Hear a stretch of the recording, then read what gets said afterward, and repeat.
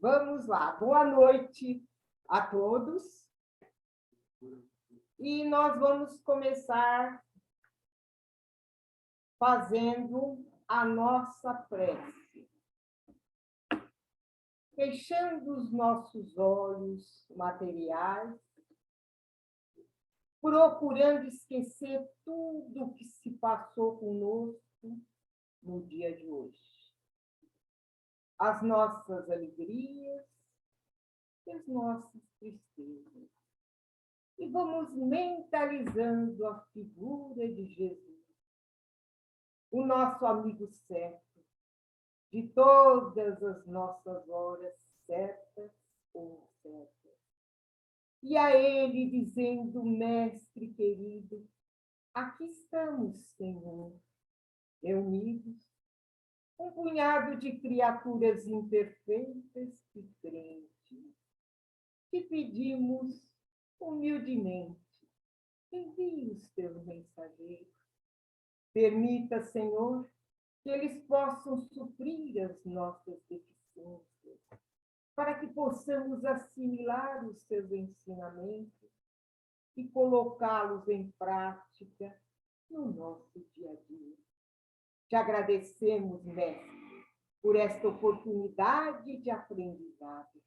E com os corações cheios de alegria, nós vamos dizendo aquela prece que tu nos ensinaste. Pai nosso que estás no céu, santificado seja o vosso nome.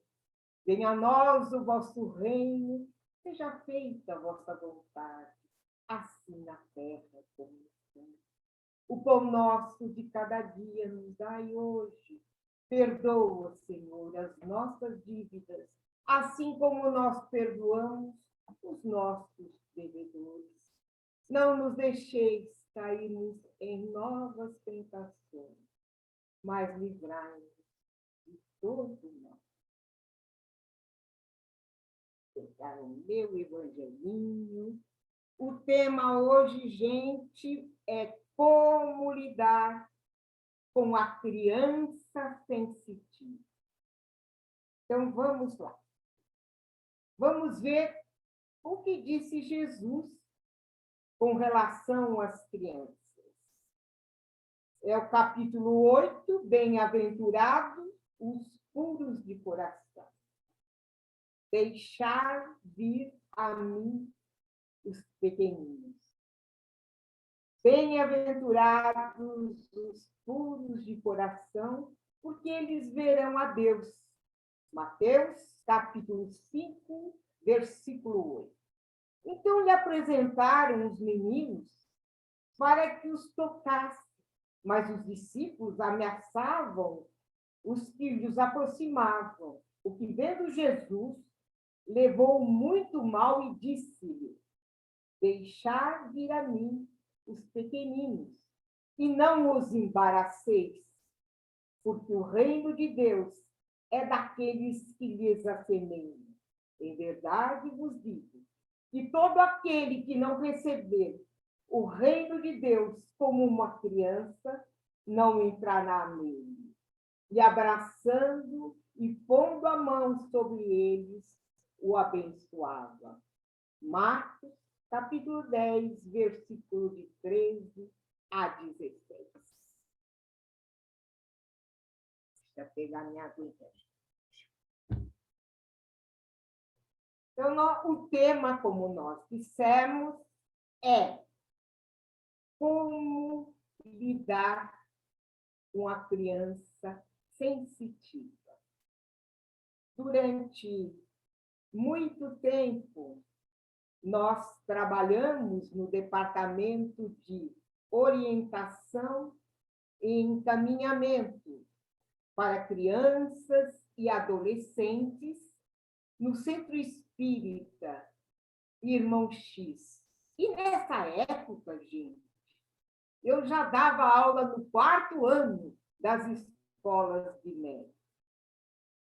Muitas dessas valorosos trabalhadores do amor em gotas levavam os seus filhos, hoje todos adultos, para fazerem tratamento espiritual. Me lembro da Joara, estava agora mesmo vendo a minha amiga, as três pequenininhas tão lindas, tão queridas, a sua mãe tão querida, Joara. Me lembro também da Edna, com aquele casalzinho amoroso, a sua mãe, a sua tia. Me lembro também da Carlina Regina, lá do casal, a menininha desde que nasceu, a sua mãe Esperança e seu irmão tão querido, hoje orientador da casa, o Antônio Carlos. Ele já era adulto, mas ele esperava as crianças e jovens e, no final, fazia orientação e dava carona para mim e para minha mãe, que naquela época também trabalhava no passe. Me lembro ainda da Batatinha, me lembro, gente, da Sônia, um fato maravilhoso que aconteceu naquela época. Nós fomos fazer uma palestra sobre um tratamento de cura para os abortados, e ela levou, ela era aluna, mas eu nem conhecia, era muita gente na época, ela levou aquela fitinha cassete, sabe, para gravar a palestra. E conforme eu estava falando, no meio da palestra, entrou um instrutor espiritual, uma voz de homem, crianças falavam em alemão. Quando ela chegou em casa, ela ficou assustada. Meu Deus, mas o que aconteceu? Isso foi levar para o senhor Stamax.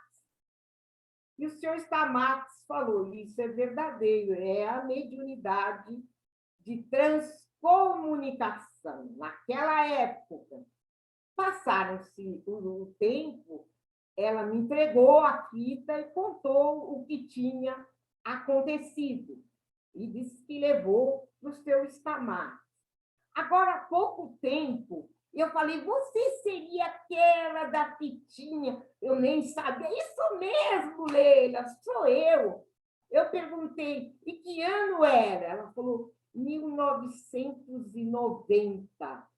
Gente do céu, quanto tempo!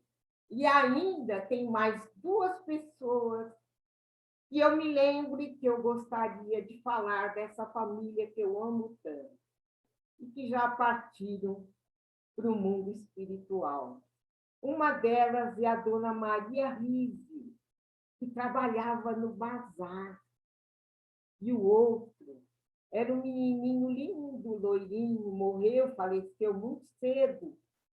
É o Luiz Augusto, filho do Samir e da Selma. Então, gente, passaram tantos anos e aqui estou para falar novamente sobre a criança sensitiva. E por que eu estou falando esse tema? Porque, infelizmente, eu acho que a maioria não sabe que, em primeiro lugar, as mortes das crianças e dos jovens são por acidente. E, em segundo lugar, o suicídio. Isso mexeu muito com a minha alma e com o meu coração, porque naquela época as pessoas já falavam, poucos falam sobre as crianças. E nós precisamos ajudar as nossas crianças e os nossos jovens. Então, gente, só um pouquinho de água. Como nós dissemos, nós ouvíamos muito as crianças, os jovens, os seus familiares, e percebemos a importância da doutrina espírita e do tratamento adequado, a fim de que essas criaturinhas possam crescer equilibradas, prontas para enfrentar a luta da vida. Como lidar com a criança sensitiva? A palavra sensitiva é igual a sensibilidade. A sensibilidade é igual à mediunidade, que nada tem de sobrenatural. Nós sabemos que as crianças são sensíveis. Poucos compreendem esta faculdade e sentem dificuldades como orientar essas criaturinhas.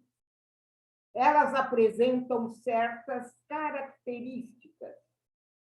Choram e riem com muita facilidade. São extremamente inseguras.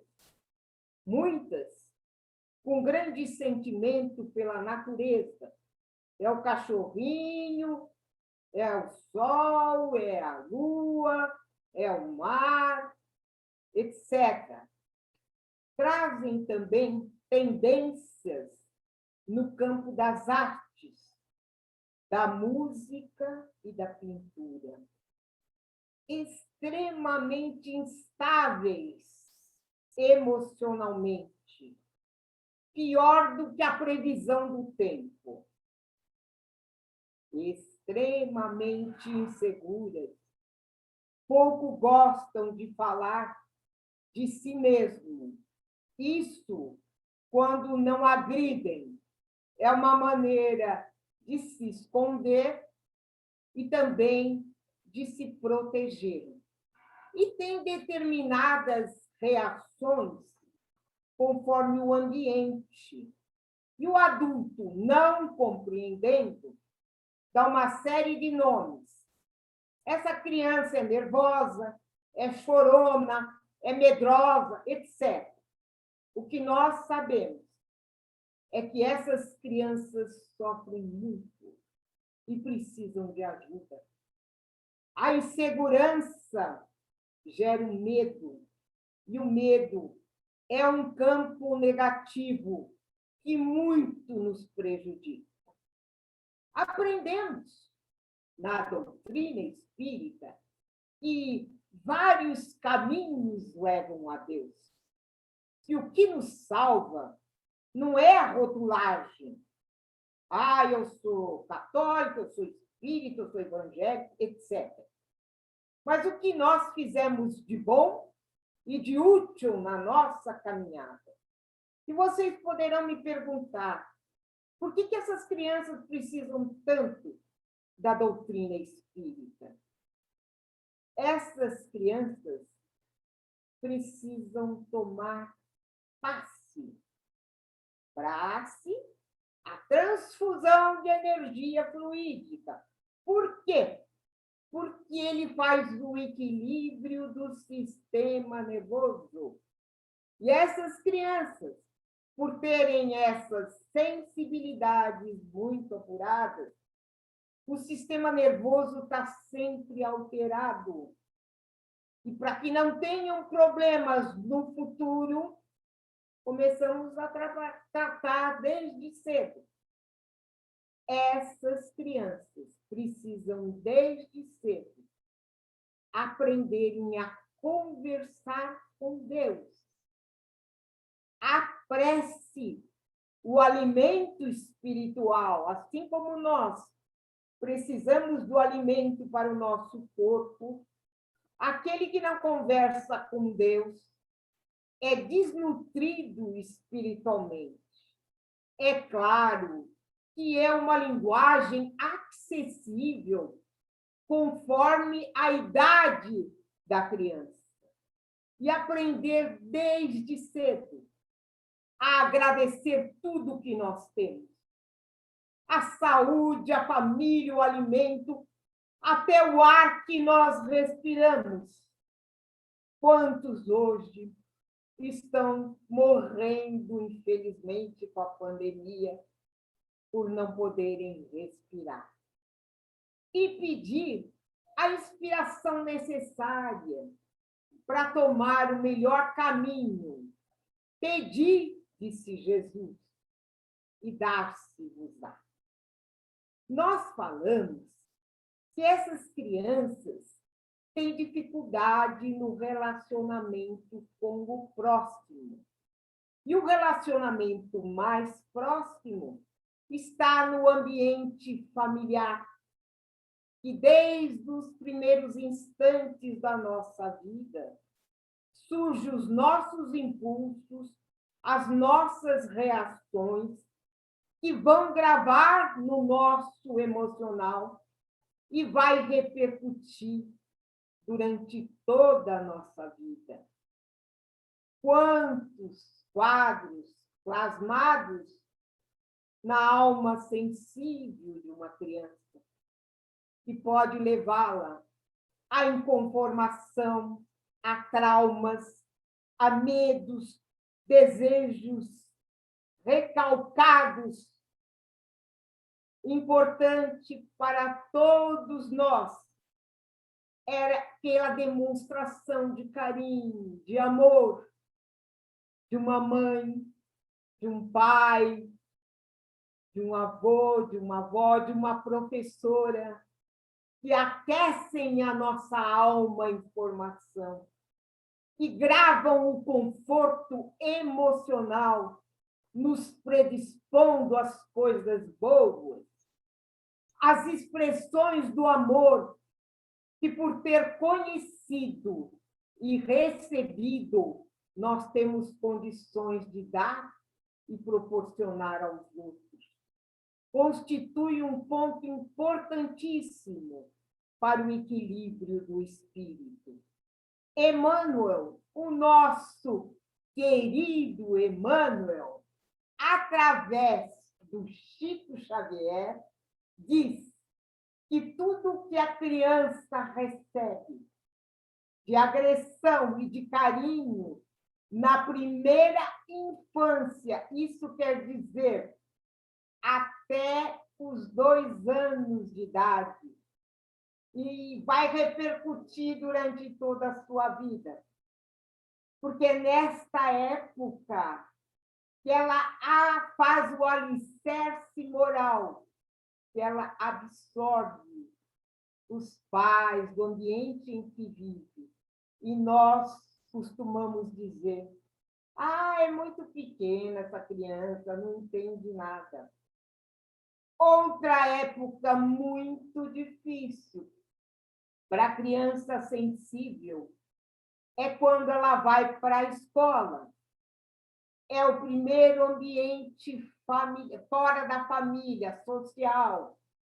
Ela nem sempre confia na professora, no amiguinho, escolhe a dedo quem vai ser, custa, chora, quer ir embora, custa para se adaptar. Isso é quando consegue.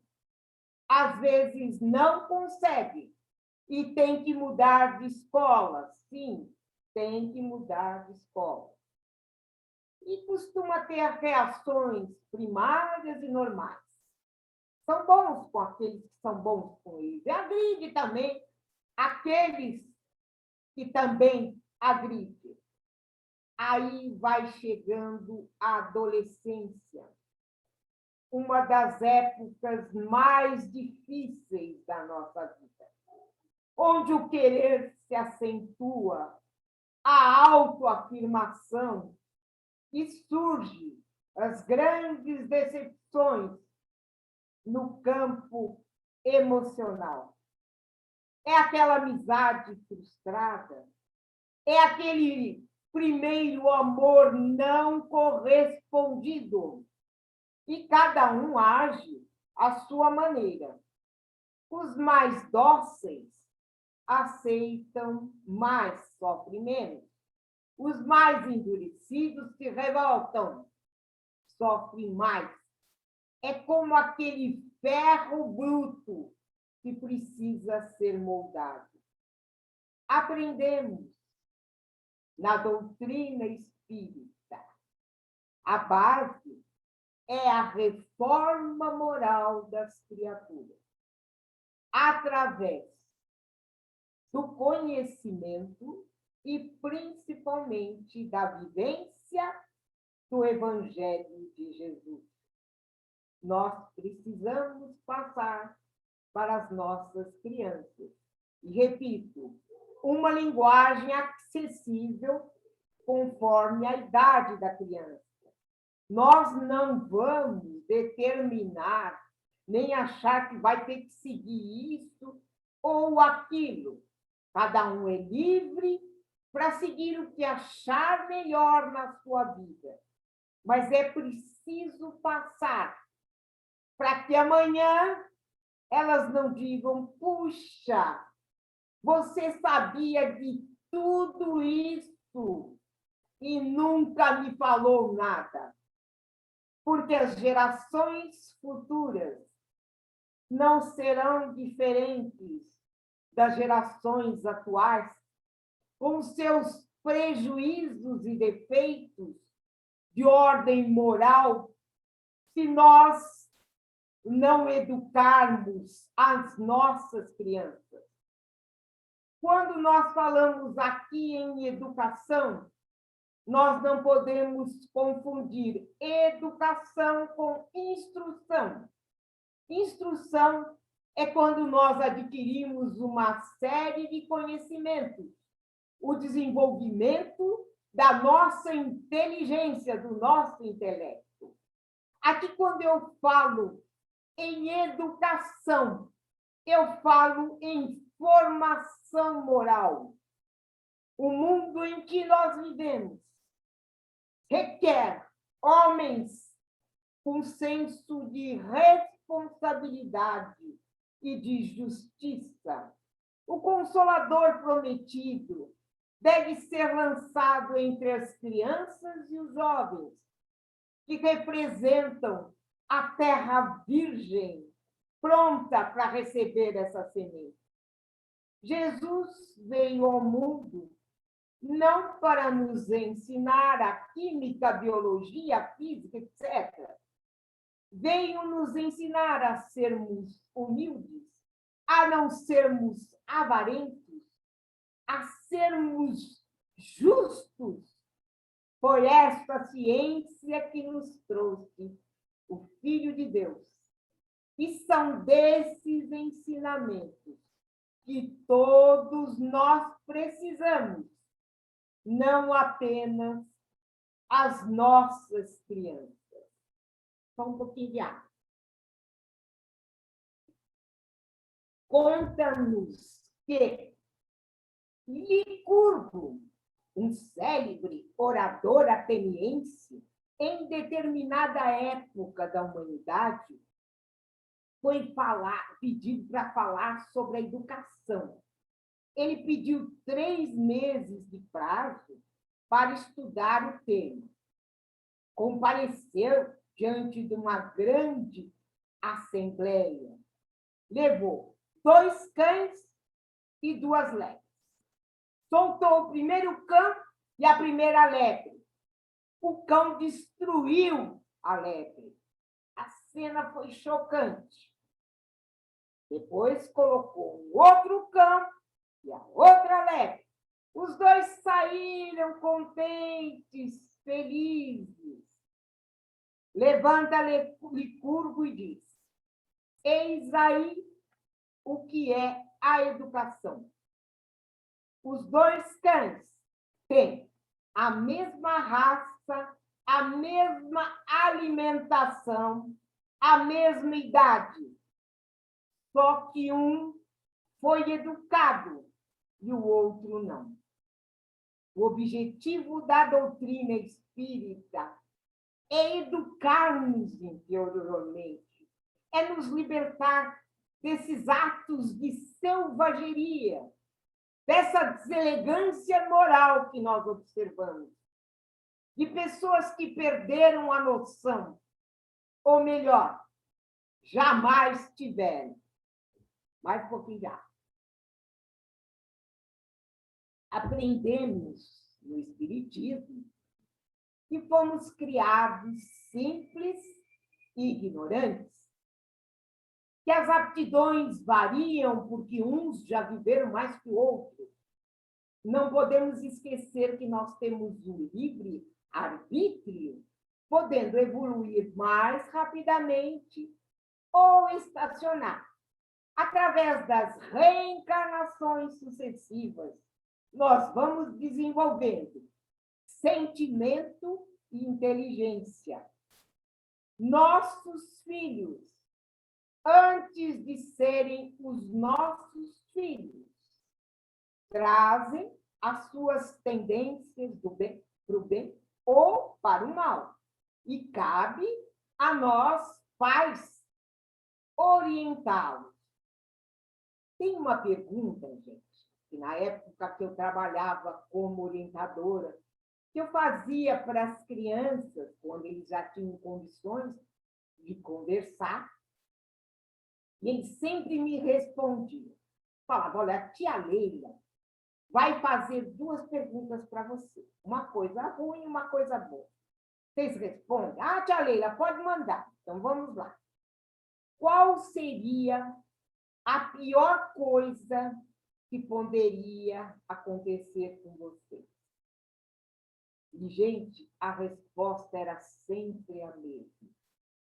Nunca perder o meu pai, a minha mãe, os meus irmãos, e quando eles brigam, estou passando para vocês. Aí vinha outra pergunta. Qual seria a melhor coisa que poderia acontecer para vocês? Com tantos brinquedos, com tanta coisa.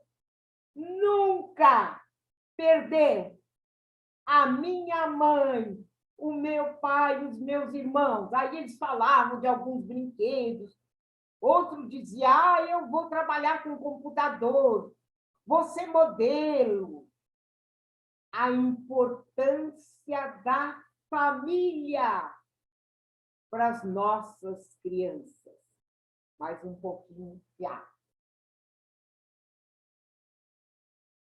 Uma tarde, lá no Irmão X, nós estávamos trabalhando e chegou um caso de urgência. Um homem, um moço, entrou na sala, se apresentou, e do lado uma menina, uns 9 anos de idade, muito pálida, branca. E ele disse, eu sou médico anestesista. A minha filha, nunca me aconteceu isso, minha filha ia submeter a uma extração de amígdalas, uma cirurgia simples.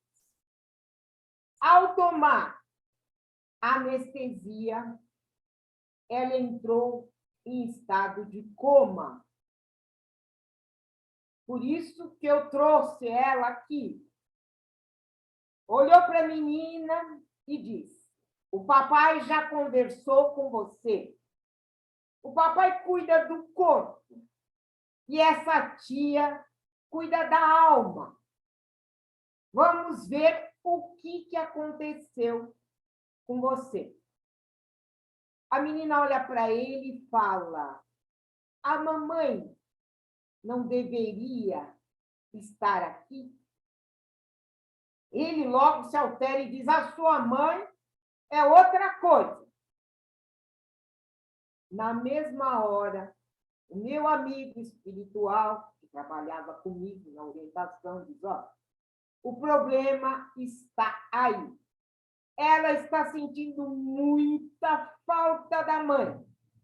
Ao tomar a anestesia, ela se deslocou e não queria voltar mais. E aí entrou em estado de coma. Nós logo pegamos a menina, vai para a sala de passe, receber o tratamento, conversei com ele, disse, olha, não sei o problema, mas para ela, a mãe é muito importante. E segundo o instrutor, ele disse que foi isso que aconteceu. Ele agradeceu, foi embora. Depois de umas 3 semanas, bateram na porta. Lá estava ele, a menina e a mãe. Tia Leila, disse ela, eu trouxe a minha mãe para você conhecer. Ai, que linda sua mãe! Adorei a sua mãe. Graças a Deus. A importância da família para a criança. Vamos falar um pouquinho sobre a lei da hereditariedade. Nós sabemos que fisicamente nós puxamos, né? O nosso pai, a genética existe, a nossa mãe. E vocês acham que espiritualmente também existe esta lei? Aí quem responde é Kardec, através dos espíritos superiores. Eles dizem assim: o corpo procede do corpo, mas o espírito não procede do espírito. Nós aprendemos que nós puxamos as boas, más qualidades dos nossos pais. Tem até um monte de ditado. Tal pai, tal filho. Filho de peixe, peixinho é. Aquele que sai aos seus jamais se degenera. Filho de gato, rato mata. Filho de um burro, mesmo que lindo, um dia dá coisa. Então, nós sabemos que na parte física nós puxamos mesmo os nossos pais. Dificilmente pais magérrimos, né? Vão ter um lutador de sumô. Ou também pais assim, obesos, uma modelo. Então, nós sabemos que essa parte existe. E na inteligência, o que vocês acham? A ciência diz que pais inteligentes, provavelmente, seus filhos serão também inteligentes. Mas aí nós temos que estudar. Pais inteligentes, talvez seus filhos, provavelmente, terão boa escola, boa alimentação, bons médicos, esporte, lazer. Tudo isso ajuda no desenvolvimento da inteligência? Claro que ajuda. Por mais inteligente que seja uma criança lá na favela, passando fome, sem o mínimo de condição, fica difícil. É como todo mundo aqui, acho que já ouviu falar, né, no saudoso Ayrton Senna, o gênio do automobilismo. Nós pegássemos o Ayrton Senna e colocássemos ele num Fusca todo arrebentado, ele não ia poder fazer grande coisa. E no campo moral, a lei da hereditariedade?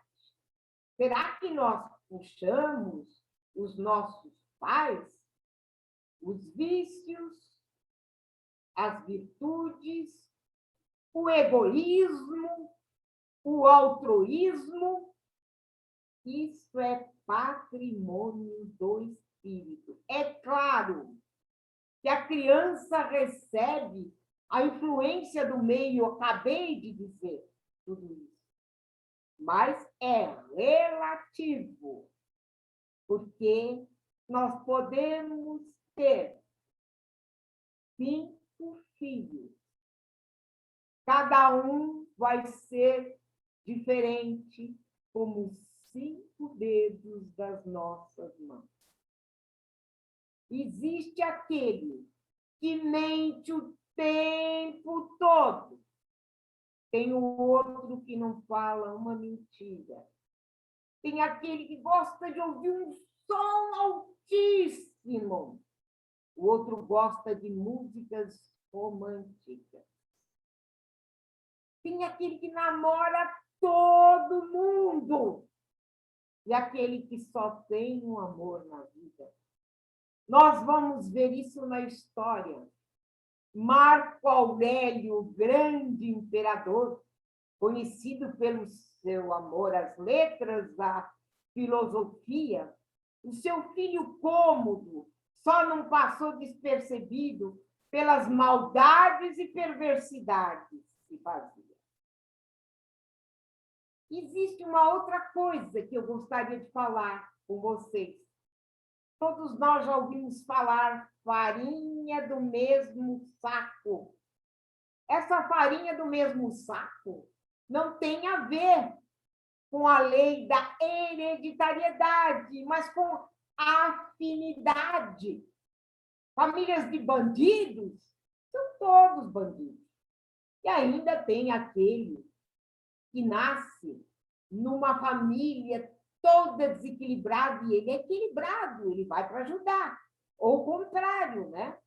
Uma família, assim, totalmente desequilibrada em um bom que também nasce. Isso acontece muito.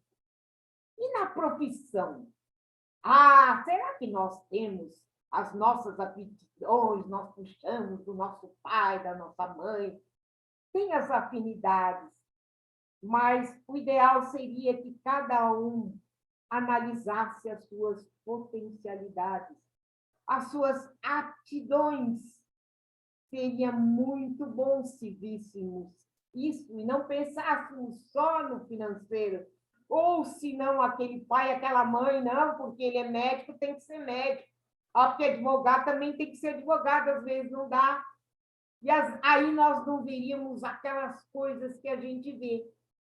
Mas ele não é um bom advogado, né? Não, mas é um músico, gente, excelente. Mas é um péssimo médico, né? Mas ele é uma recepcionista de primeira. Agora vamos lembrar de Jesus, um pouquinho mais de água. Jesus disse: o Espírito sopra aonde quer, e tu ouves a sua voz, e não sabe de onde ele vem, para onde ele vai. Então, nossos filhos, vamos repetir, antes de serem os nossos filhos, trazem as tendências para o bem, para o mal. Cabe a nós orientá-los para que possam crescer diante das leis eternas. Chegará um dia que cada um seguirá o seu próprio caminho. Aprenderão com seus erros e crescerão com seus próprios acertos. Nossos filhos, quando chegam, não é que nem aqueles aparelhos que tem um manual de instrução, se tem defeito, se pode trocar, se tem um vazamento. Simplesmente eles chegam. E quem vai nos ajudar? Os pediatras. Então, é o soninho do bebê, é a papinha do bebê, é o dentinho do bebê. Tudo isso para que eles possam se adaptar no novo ambiente e, futuramente, quando crescerem, cooperar com a sociedade. Mas muita coisa fica no ar se essas crianças tiverem um fundo mediúnico. Os chamados médiuns. Médios, segundo Kardec, é o intermediário entre os homens e os espíritos. Não é para ficarmos assustados se tivermos uns ou mais médios na nossa casa. Jamais forçar uma mediunidade. Essa mediunidade deverá ser desenvolvida na vida adulta. Antes disso, passe, evangelho, livrinhos apropriados. Também, jamais a gente deve reprimir esta faculdade. Por quê? não aproveitar o que a própria natureza nos oferece. Quando uma criança diz que está vendo alguma coisa, nunca diga você está ficando louco. A criança quase nunca mente. E quando mente, também precisa de ajuda. Divaldo, o nosso querido Divaldo Pereira Franco, diz que quando ele tinha 4 anos de idade, ele viu uma senhora e disse: diga a Ana era a mãe dele, e quem está aqui é a Maria Senhorinha. Ele, coitado, criança, 4 anos, chegou para a mãe e disse: olha, tem uma senhora aí, diz que é a Maria Senhorinha. A mãe ficou apavorada: não, os espíritos não falam, pelo amor de Deus, minha mãe já morreu, Divaldo não repita uma coisa dessa. Não entendeu nada. Foram visitar a tia, que estava adoentada, e a Ana já falou para a irmã: olha, o Divaldo disse que viu a mamãe aí. A tia, mais calma, falou: Divaldo, você viu? Vi, tia. Como ela era? Ah, ela tinha o cabelo cheio de cachinhos, os olhos azuis, magrinha. Eles reconheceram, ficaram emocionados, abraçaram o menino. Mas a família não. Diziam: esse menino tem problemas psíquicos, emocionais, é um doente mental. Nós não vamos admitir que tratem os nossos médiuns como doentes mentais.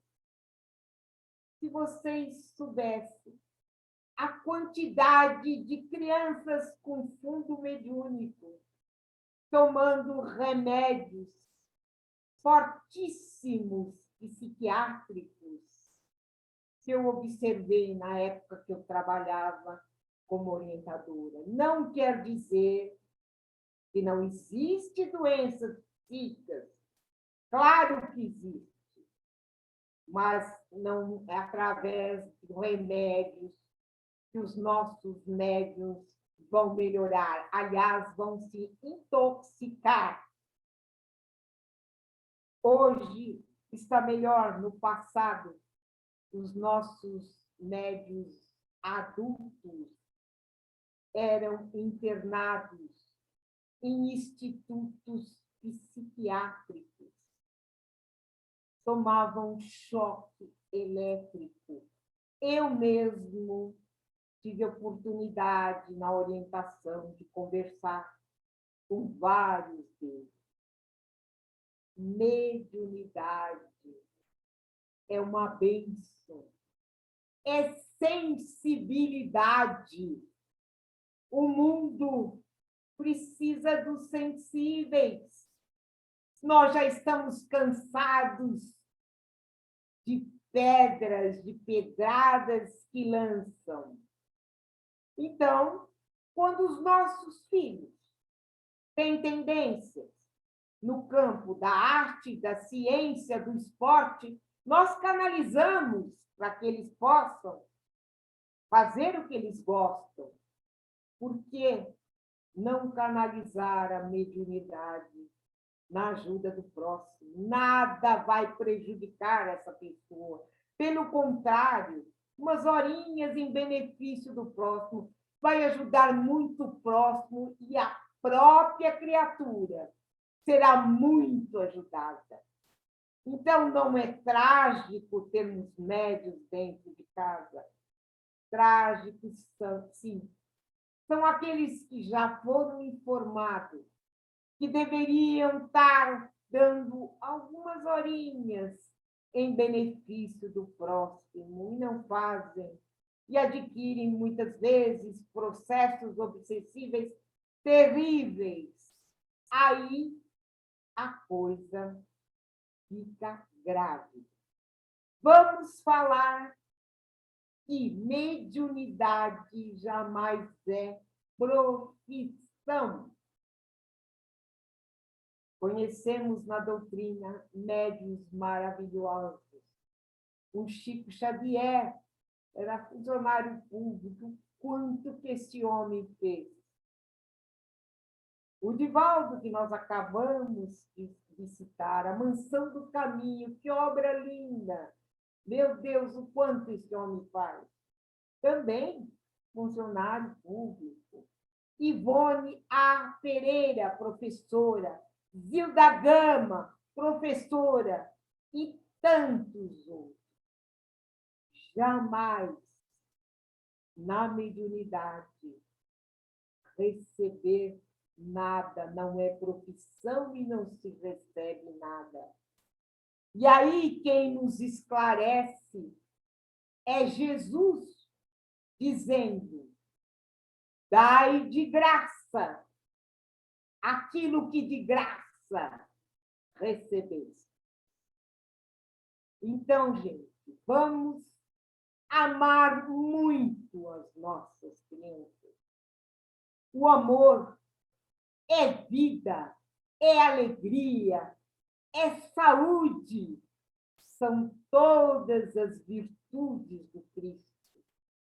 O desamor leva à guerra, à fome, ódios, desavenças, o mínimo necessário para a família aqui na Terra. Este amor, quando exercitado entre pais e filhos, esses elos jamais se rompem. Percorre os espaços e os mundos. Então, vamos amar muito os nossos jovens e as nossas crianças. Agora nós vamos fazer a nossa prece para finalizar. Mais uma vez. Todos vocês que quiserem mentalizar os necessitados, eu sei que tem os nomes aí, muitos que estão precisando, né? Nessa hora, todos irão receber. Todos aqueles que também não colocaram nominho, mas estão precisando também de fluidos positivos. Então, todos nós vamos receber e vamos fazer uma ligação com o plano espiritual. Então, vamos relaxando o nosso corpo, deixando os nossos olhos materiais, unindo os nossos pensamentos e os nossos corações, entrelaçando as nossas auras, e vamos dizer: Senhor,